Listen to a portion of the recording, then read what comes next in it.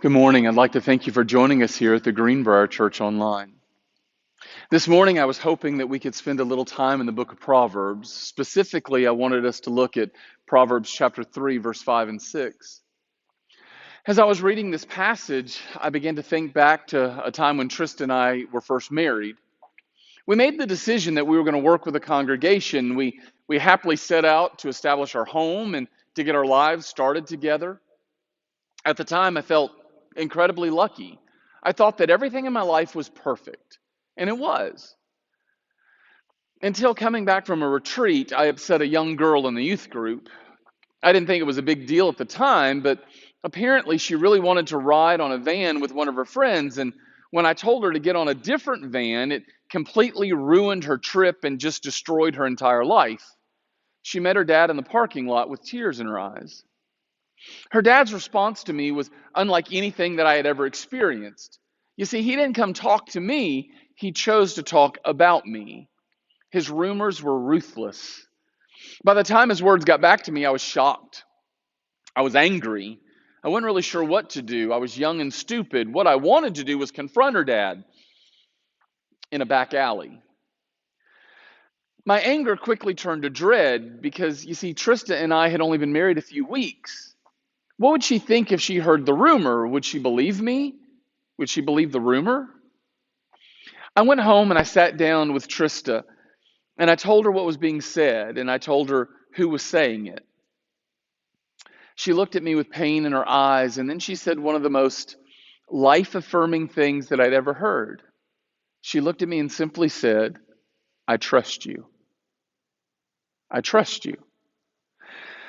In my life, I had never heard words that were so full of strength, words of hope. As I think back on that season of my life, I'm struck by the fact that very often love and trust are not the same thing. We love people. We feel a certain way about people. We get all warm and fuzzy. Our hearts go pitter patter. Love is a beautiful thing. But trust's completely different. You see, people can openly declare their love for one another, then sit around and stew in their jealousy because love is not trust. Loving you means I feel a certain way about you. It has everything to do with me. But when I trust you, well, that's a completely different level of intimacy. I believe that's why Solomon writes in our text, "Trust in the Lord completely and do not rely on your own opinions. With all your heart, rely on him to guide you, and he will lead you in every decision you make. Become intimate with him in whatever you do, and he will lead you wherever you go." Solomon knew that there was a huge difference between loving God and trusting him. I mean, I can say that I love God. That just means I feel a certain way about him. When life is going well, when life is predictable, it's routine, well, I love God. But what happens when we get to the other side of the road, when our world is falling apart and nothing is going right, when it seems that any choice that we make is going to be the wrong choice? In those moments, it's not enough to simply feel a certain way about God. It's not enough to say, "I love God." Solomon says if you're going to be wise, then you have to learn how to trust God completely. Trust that his actions or his lack of actions in our life and our situation are right. And honestly, that's a call to depth in our relationship with God where many of us come up short. Solomon is really specific about where we must place our trust. Trust in the Lord completely. He doesn't say kind of trust God or mostly trusting. Solomon says trust him completely. Now, I'm willing to admit there are times when I've wondered if God was trustworthy or reliable. And I know you're going to think, well, Jeremy, you're a minister, you're a Christian. You're not supposed to express those doubts out loud. But it's a pretty common struggle. You see, we're all called to trust a God that's not tangible, that we can't see. So let me say something you might desperately need to hear this morning. Every Christian in the history of church has had their own moments of doubt. I mean, just look at Peter. He's an apostle. He walks with Jesus. He's a part of the inner circle. He gets the keys to the kingdom. And he still had his doubts. My concern is that there is a possibility that our trust in God is merely theoretical or intellectual. Solomon's not calling us to trust God theoretically. He's saying that we have to trust God from the core of who we are. So this morning, do you really trust Him? Do you really rely on Him? I think we measure our trust in God by the decisions that we make every day, by those 100 little decisions that depict the way we live, the way we relate to one another, every action that we take. When you decide to tell the truth when you're tempted to lie, when you give money that you're tempted to hoard, decisions to forgive somebody when you want to retaliate. You see, love is abstract, but trust is concrete. I can love God, I can love things about Him, but if I'm going to trust Him, I have to be willing to know Him. And the more I know about God, the more I understand the depth of His trustworthiness. You see, when you trust God, it means that you've learned to lean on Him, to rely on Him. You commit everything you are and everything you need to God's care.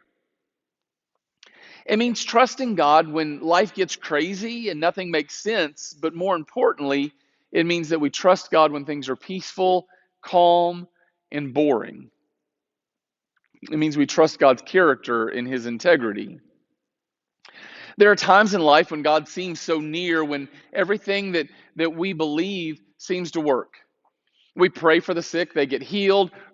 Rain is coming down in sheets, and we find that parking spot by the front door in the Target parking lot. I mean, those are fun times. Those are great times. Those are times when it's easy to trust God completely, but it's a different story when we feel like God's a million miles away, busy with someone or something else. I mean, can you trust God when the person that you're praying for passes away? Or when you don't get the promotion, actually they lay you off? Or when somebody else gets that good parking spot? Trusting God completely means that we trust Him, especially in the times when nothing makes sense. You can't just say you trust God, you have to trust His purposes. You see, when we're going through a difficult time in our life, we need to remember that God is just, God is good, God is merciful, God is loving. The bedrock of our faith is our ability to trust that God is who He says He is and that He can do what He claims to do. The one who was trustworthy yesterday when everything was working out is the same God that is trustworthy today when everything's falling apart, as well as tomorrow when our circumstances are different again. God loves you. His thoughts towards you are good and not evil. A lot of times we read Romans 8:28 where Paul says, and we know that all things work together for the good of those who love God, to those who are called according to His purpose. And we forget to read the very next verse. You see, verse 29 continues this thought and says, for He knew all about us before we were born. He destined us from the beginning to share the likeness of His Son. God is at work in your life, in my life, fulfilling His purpose to conform us into the image of Jesus. He's working everything out in our life, all of our experiences together for our good, so that we will walk like Jesus walked. Our purpose in life is to be the image bearer of Christ. In the light of eternity, it doesn't matter if I'm rich or poor, sick or healthy, happy or struggling, popular or ignored.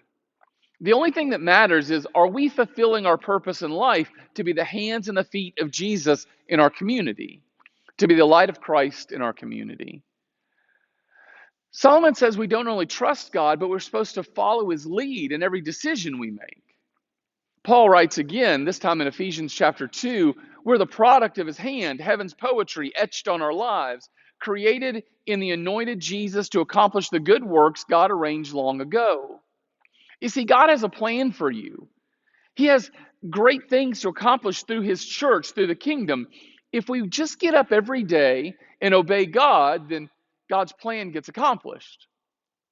We don't have to know the whole plan. Actually, in my life, it's better if I just trust God and quit trying to figure out what He wants me to do next, because when I get involved in the planning, when I try to accomplish it by my own strength and intellect, I'm always just better off knowing what I need to do now to obey, not what I need to do 6 months from now.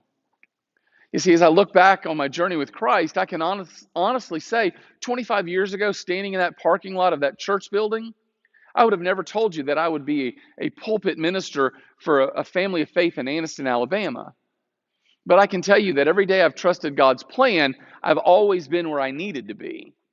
God never asked me to evaluate his plan. He says, trust me, follow where I lead. He calls me to have that conversation, to offer hospitality, to offer that forgiveness, to share with someone. Each day, one day at a time, he says, do you trust me enough to follow where I lead? In my life, trusting God's been kind of like skydiving. You know, that light comes on, they throw open the door. You can either trust the parachute and jump out of the plane, or you can stand on the edge of the plane and talk about the various theories of gravity and aerodynamics. But it's not until you jump out of the plane that you're actually called a skydiver. Faith is an action. Are we willing to surrender our control and to obey God and trust his plan? Our text this morning calls for us to make a decision to trust God enough to do what he says. Solomon says we must trust the Lord because because Solomon knows that our instinct is to trust our own understanding and intelligence. Naturally, we don't want to love God and love others. I mean, if somebody slaps you on the cheek, our natural understanding tells us to slap them back harder, and that'll solve our problem. Yet Jesus says, turn the other cheek. Trust God. Let him defend you. Our instinct is to fight so that we can achieve greatness. The disciples constantly fought about who was greatest in the kingdom. Yet Jesus' way to greatness is the exact opposite of their understanding.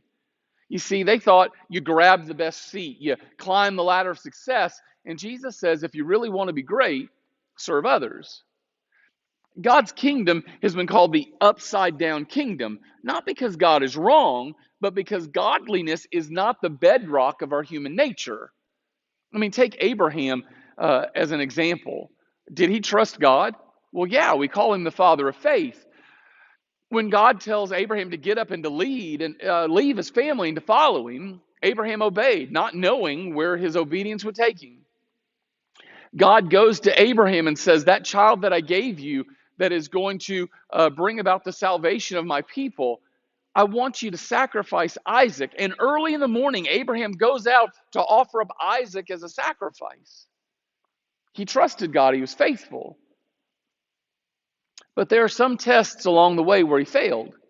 Like when a famine came, his understanding told him to solve the problem by going to Egypt.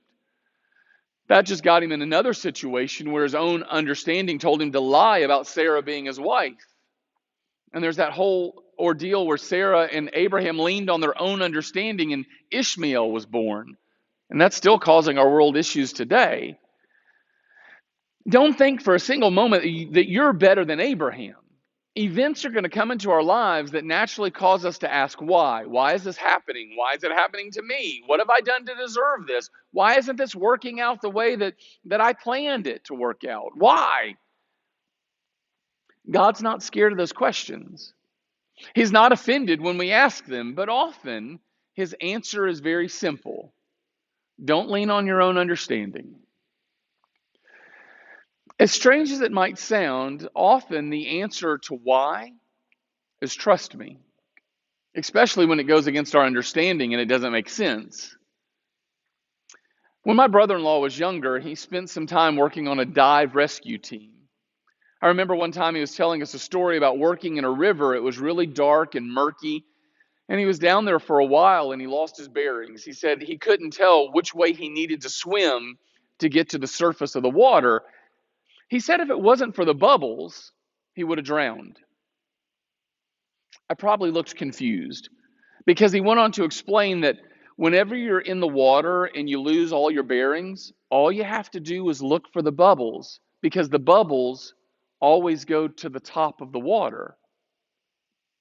There are times in your life when you feel like you're upside down or when going the right way actually makes you go deeper. In those times, we have to trust the bubbles, even when our mind tells us we're going the wrong way. That's been my experience with God. Sometimes my circumstances or my own emotions are telling me to do something that is contrary to what is actually wise. Those are the times that I need to trust the bubbles. I need to trust God. You see, trust is not just deciding what to do. Trust requires movement. It's a verb. I love to read our passage from the Message. Trust God from the bottom of your heart. Don't try to figure out everything on your own. Listen for God's voice in everything you do, everywhere you go. He's the one who will keep you on track. Don't assume you know it all. Run to God, run from evil. When we gather at the table, we're claiming that we recognize that no matter what's happening in our world, we believe God is watching us and that He cares for us. When we take the bread and we take the cup, we're saying we trust that God rules everything, that nothing gets by Him. There's nothing that God can't do. There's nothing He can't fix. There's no problem too big or too little for our God to solve. There's a confidence available to us if we just acknowledge Him in all that we do. God makes us a promise at the close of the text that if we trust Him, rather than relying on our own understanding, if we acknowledge Him in all of our ways, He promises to make our paths straight.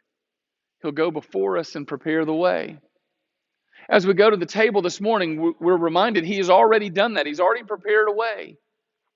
So let's take a moment to consider the areas of our life where we have the greatest struggle trusting God. And then we want to take a moment to be still and to listen to the answers of His voice. I hope this morning you have a wonderful time around the table. It's a time where you can look at the emblems and be reminded that God is trustworthy. And then as we set out on this week, let's make the decision to lean on God, to not trust on our own understanding, but to trust Him completely. I hope that you have a wonderful week. I look forward to seeing you very soon. Please go in peace.